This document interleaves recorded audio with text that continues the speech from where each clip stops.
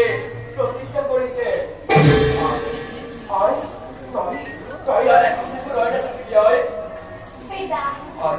লক্ষ্মীৰ মোৰ ওপৰত কিয় হিংসাৰ ভাৱ উদয় হয়? মইতো লক্ষ্মীক কোনো দুখ কৰা নাই। লক্ষ্মীৰ এনে কুকাৰ্য বিষ্ণুৱে কেনেদৰে কৰিলে সমৰ্থন? গমকে নাপায়।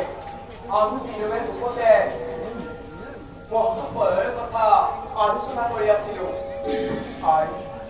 বিষ্ণুৱে লক্ষ্মীৰ ওচৰলৈ এই বিষয়ে আলোচনা কৰিবলৈ কৈছে। লক্ষ্মী মোৰ প্ৰতি যে ঘৃণনীয় কাৰ্যত লিপ্ত হ'ল, মই কিন্তু সহ্য কৰি নাথাকিম। মই যদি তোমাৰ কন্যা সৰস্বতী হওঁ, চাবা পিতা, লক্ষ্মীয়ে মোৰ বুকুলৈ যি পাঠ ব্ৰহ্মখেল নিক্ষেপ কৰিছিলে, সেই পাঠ খেল মই লক্ষ্মীৰ বুকুলৈ উভতাই পঠাম। তেতিয়া লক্ষ্মীয়ে বুজিব, এই পৃথিৱীত লক্ষ্মী শ্ৰেষ্ঠ নে সৰস্বতী শ্ৰেষ্ঠ।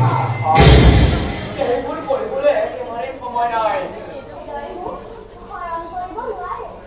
মই তাৰ ব্যৱস্থা নিজে কৰিম পিতা।